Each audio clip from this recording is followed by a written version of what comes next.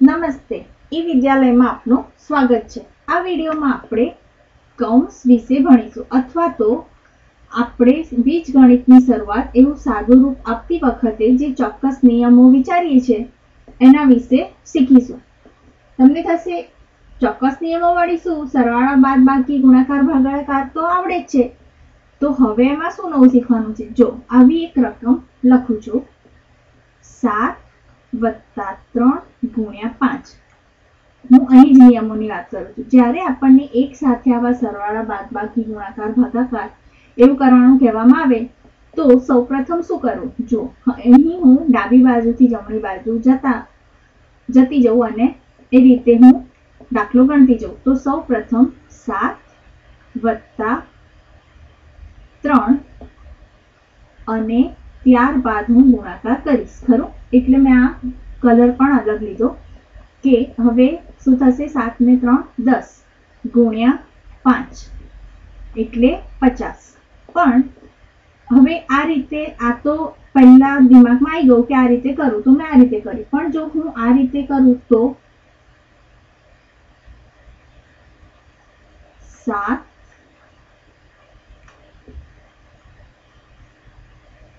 +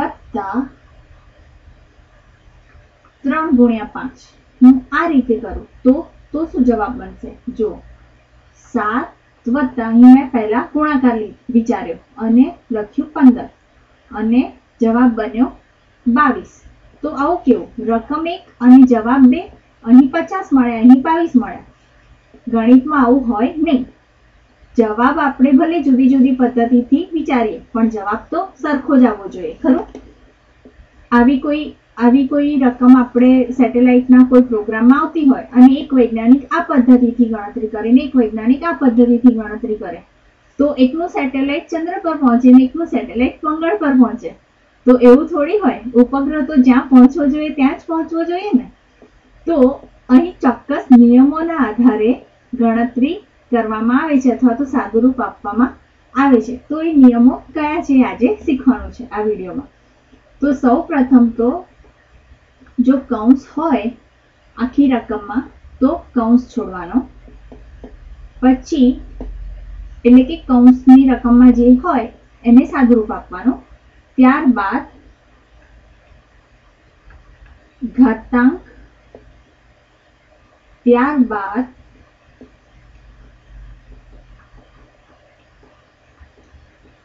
ગુણાકાર ભાગાકાર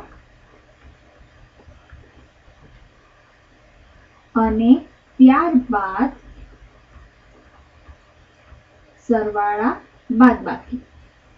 એટલે કે અહીં સરવાળો અને ગુણાકાર હતું તો સૌપ્રથમ આ નિયમોના ક્રમને અનુસરીએ 1 2 3 4 તો સૌપ્રથમ અહીં કૌંસ નથી, ઘાતાંક નથી, ગુણાકાર અને સરવાળો છે તો સૌપ્રથમ ગુણાકાર વિચારવાનો અને ત્યારબાદ સરવાળો, એટલે કે આપણો સાચો જવાબ 22 બને આ નિયમ અનુસાર।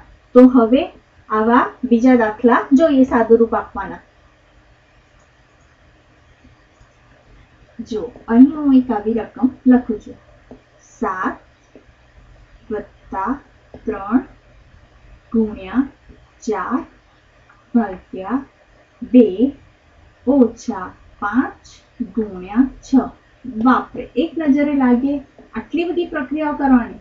હજુ એક વધારે ઉમેરી દો, અહીં મેં કૌંસ પણ મૂકે। તો હવે કેવી રીતે આનું સાદુરૂપ આપવાનું ચાલો જોઈએ। સૌ પ્રથમ અહીં નિયમો યાદ કરાવી દો। પહેલા કૌંસ, પછી ઘાતાંક, પછી ગુણાકાર ભાગાકાર અને ત્યારબાદ સરવાળો બાદબાકી, ખરું? તો સૌ પ્રથમ અહીં કૌંસ છોડવાનો અને એનું સાદુરૂપ આપવાનું, એટલે કૌંસમાં જે રકમ હતી 7 + 3 એનો સરવાળો થયો 10। ત્યારબાદ રકમને હમણાં હું જેમની તેમ જ રાખું છું।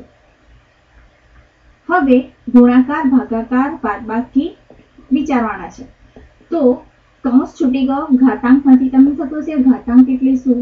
જો આ રીતે કોઈને ઘાતમાં કંઈક લખીએ 7² તો આ ઘાતાંક થયો કહેવાય। તો અહીં એવી પણ કોઈ સંખ્યાઓ નથી, એટલે કે હવે શું બનશે? હવે ગુણાકાર અને ભાગાકાર વિચારવાના છે. જ્યારે આ રીતે હોય તો સૌપ્રથમ અહીં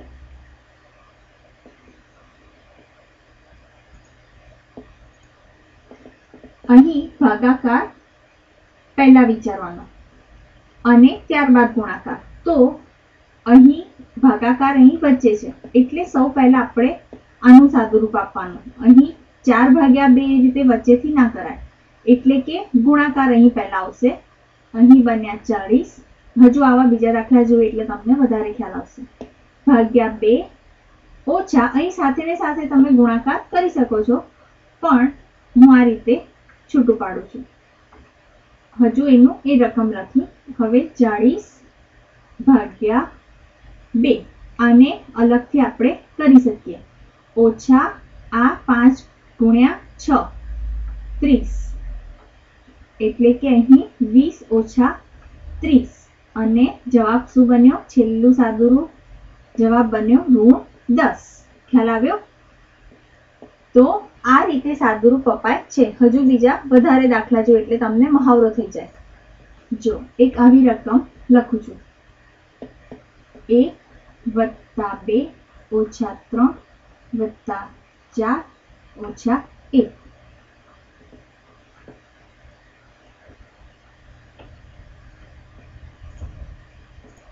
સૌ પ્રથમ અહીં બાદબાકી વિચારવાની આવશે, સરવાળા બાદબાકીમાંથી. પણ અહીં આ રીતે વચ્ચેથી બાદ ના કરાય એટલે અહીં સૌ પ્રથમ 3 ઓછા 3 વત્તા 4 ઓછા 1. પહેલા મેં આ બંનેનું સાદુરૂપ આપ્યું. ત્યારબાદ હવે જો સૌ પ્રથમ આ બાદબાકી અને આ બાદબાકી.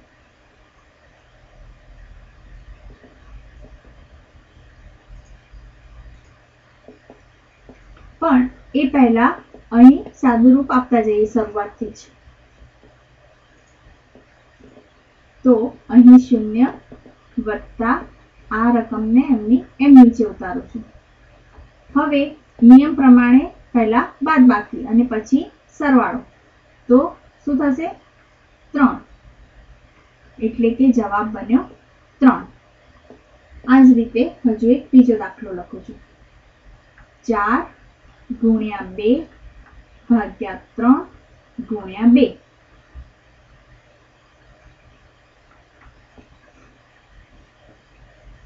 સૌ પ્રથમ અહીં આ વચ્ચેથી ભાગાકાર ના થાય એટલે કે અહીં ગુણાકાર કરું આ બંનેનો. 8/3 × 2.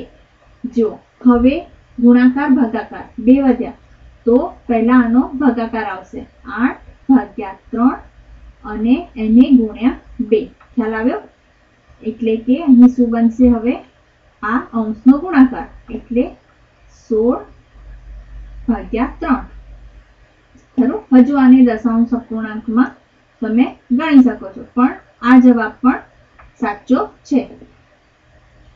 હવે એક મજાની વાત પણ બતાવું કે ખાલી સરવાળો કે ખાલી ગુણાકાર હોય તો તમે કંઈ પણ ગણતરીમાં આગળ પાછળ વિચારી શકો છો. દાખલા તરીકે આ રીતે 1 + 5 + 7 + 3 + 2 આવું હોય તો તમે પહેલા 5 ને 7 નો સરવાળો કરો કે 3 ને 7 નો કરો, કંઈ ફરક પડે નહીં. તમે મન ફાવે એમ આડાઅવળી સરવાળા કરી શકો. એવી જ રીતે જો બધા ગુણાકાર હોય 1 × 5 × 7 × 3 × 2 તો પણ એવું છે. તમે આડાઅવળી ગુણાકાર કરો તો પણ ગુણાકારનો જવાબ સરખો જ આવશે. ખરું? તો આજે બસ આટલું જ. તમે આવા વધારે દાખલાનું પુનરાવર્તન કરજો. ભલે ત્યારે આવજો.